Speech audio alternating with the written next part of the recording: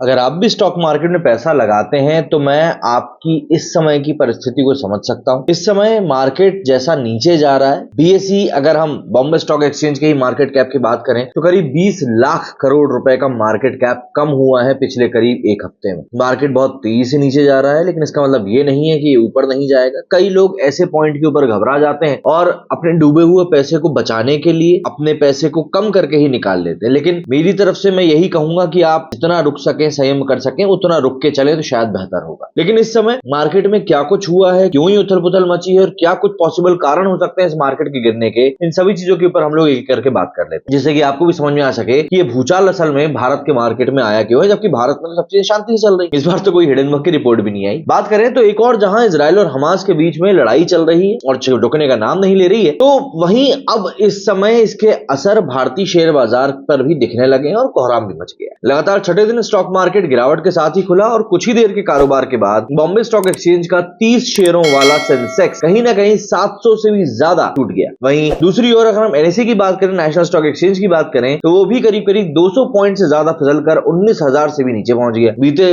6 दिनों से जारी इस गिरावट की वजह से इन्वेस्टर्स की करीब करीब 20 लाख करोड़ रुपए से ज्यादा की संपत्ति स्वाहा हुई। सप्ताह के चौथे कारोबारी दिन गुरुवार को शेयर बाजार में बड़ी गिरावट देखने को मिल रही। अभी जिस पॉइंट पर मैं ये वीडियो बना रहा हूं, मतलब इस समय करीब करीब 10:15 के आसपास का टाइम हो रहा है, बीएसई का सेंसेक्स 735 पॉइंट या यूं कहूं करीब करीब 1.25% की जोरदार गिरावट के साथ 63,314 के लेवल पर गिर चुका है। वहीं दूसरी ओर एनएसई निफ्टी भी 230.1 पॉइंट गिरकर या यूं कहूं 1.20% गिरकर 18,892 मतलब 19,000 के नीचे के लेवल पर समय ट्रेड कर रहा है। मार्केट में मिड कैप और स्मॉल कैप शेयरों का ही बुरा हाल। निफ्टी मिड कैप 100 से 1.88% और स्मॉल कैप करीब करीब 2.57% की गिरावट के साथ निकले हैं। और ये देखने के लिए शेयर मार्केट में आई इस सुनामी के चलते शेयर मार्केट इन्वेस्टर्स की संपत्ति पर भी असर पड़ रहा है। बीते 6 दिनों के भीतर ही निवेशकों ने अपने 20 लाख करोड़ रुपए से ज्यादा गंवा दिए। गुरुवार को आई शुरुआती गिरावट में ही निवेशकों की संपत्ति 5 लाख करोड़ रुपए से ज्यादा गिर चुकी। सीधी सी बात है, देखने वाली बात यह है कि बीते कारोबारी सत्र मतलब बुधवार को बीएसई पर लिस्टेड कंपनियों का कुल मार्केट कैपिटलाइजेशन करीब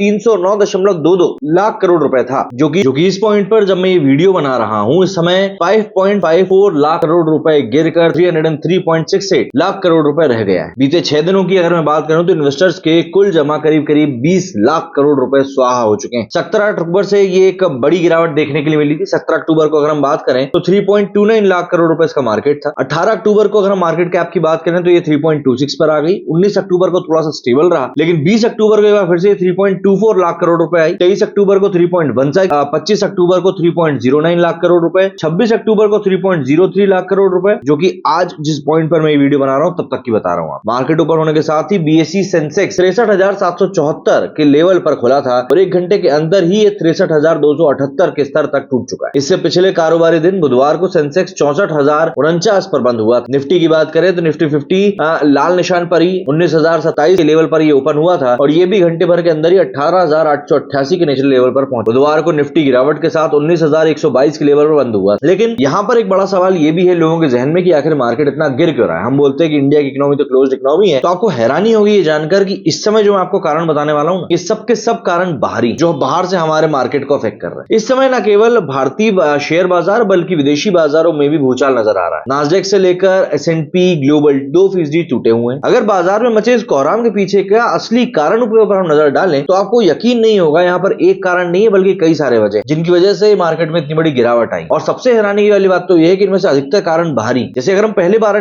कारण की ही बात करें तो बहुत ऑब्वियस से कारण है इजराइल हमास की लड़ाई। ये लड़ाई लगातार बढ़ती जा रही है और इसका दायरा भी बढ़ता जा रहा है। कई सारे देश इसकी चपेट में आते जा रहे हैं और ऑब्वियस ही बात है इसकी चपेट में सबसे ज्यादा मिडिल ईस्ट के देश आ रहे हैं और वहां पर इसका असर आने से बाजार में काफी हद तक उथल पुथल मच चुकी है और इसका जो असर है वो बाजार पर भी पड़ रहा है। दूसरे कारण की बात करें तो यही है कि इजराइल हमास जंग के कारण मिडिल ईस्ट के ऊपर जो असर पड़ रहा है उससे कच्चे तेल की कीमतें मतलब कि क्रूड ऑयल की जो कीमतें हैं इनमें भी लगातार तेजी आ रही है और ये $90 प्रति बैरल के पार ही बना हुआ है, उसके नीचे आ ही नहीं रहा। इसमें अभी और इजाफा भी देखने के लिए मिल सकता है और ये मार्केट पर असर डालेगा। तीसरे कारण की बात करें तो बीते महीने सितंबर में एफपीआई के नेट आधार पर 14,768 करोड़ रुपए भारतीय बाजार से निकाले। वहीं अगर हम अक्टूबर की बात करें तो यहाँ पर बिकवाली अभी भी चल रही है। इस महीने अभी तक जो फॉरेन इन्वेस्टर्स हैं उन्होंने 12,000 करोड़ रुपए के शेयर बेचे। 12,000 करोड़ कम नहीं होता। ये जो विदेशी फाइनेंसर्स हैं, ये जो विदेशी निवेशक हैं, इनका जो पैसा है वो फाइनेंस में लगा हुआ था, पावर में लगा हुआ था, एफएमसीजी में लगा हुआ था, आईटी में लगा हुआ था। था। तो इन शेयरों में अभी बहुत ज्यादा बिकवाली देखने के लिए मिल रही है और इसीलिए शेयर मार्केट टूट भी रहा है। चौथे कारण की अगर हम बात करें तो अमेरिका में 10 साल का बॉन्ड यील्ड 16 साल की रिकॉर्ड ऊंचाई पर पहुंच चुका है। इसके पहले साल 2007 में ये 5% के पार निकला था और इसका असर भी अमेरिका समेत दुनिया भर के बाजारों में गिरावट के तौर पर देखने के लिए मिल रहा है। पांचवें कारण की बात करें तो यहां भी अमेरिका में ब्याज दरों में जो फेरबदल का असर है वो भारतीय बाजार पर पड़ रहा है। ऐसे में अगले हफ्ते में अमेरिका के केंद्रीय बैंक यानी कि फेडरल रिजर्व बैंक की बैठक होने जा रही है। इसमें पॉलिसी रेट में बढ़ोतरी की पूरी संभावना बनी हुई है। देखिए ये जो समय मार्केट की सिचुएशन है मैं जानता हूं बहुत ज्यादा डराने वाली है, खासतौर पर उन लोगों के लिए जो नए इन्वेस्टर्स। देखिए आपने घबराना नहीं है, इमरान खान वाला नहीं है, मैं अपना वाला बोल रहा हूं। मार्केट नीचे आया है तो ऊपर जाएगा ही जाएगा और फिर भी अगर आपको लग रहा है कि नहीं मार्केट बहुत ज्यादा टूट रहा है तो कम से कम प्राइस देखकर ही शेयर को निकालें। ये ना करें कि नहीं नुकसान हो तो हो लेकिन हमको तो बेचना है, वो वाली जिद ना करें। शेयर मार्केट का गेम ऐसा ही होता है, थोड़ा सा इंतजार तो करना ही पड़ता है। ये थोड़ा सा जो इंतजार है ना ये एक लॉन्ग टर्म में आपको बहुत बड़ा फायदा देगा और इस चीज को आपको समझना पड़ेगा। तो इसीलिए इस समय मार्केट की जो उथल पुथल है उससे घबराएं बिल्कुल ना और जो सिचुएशन है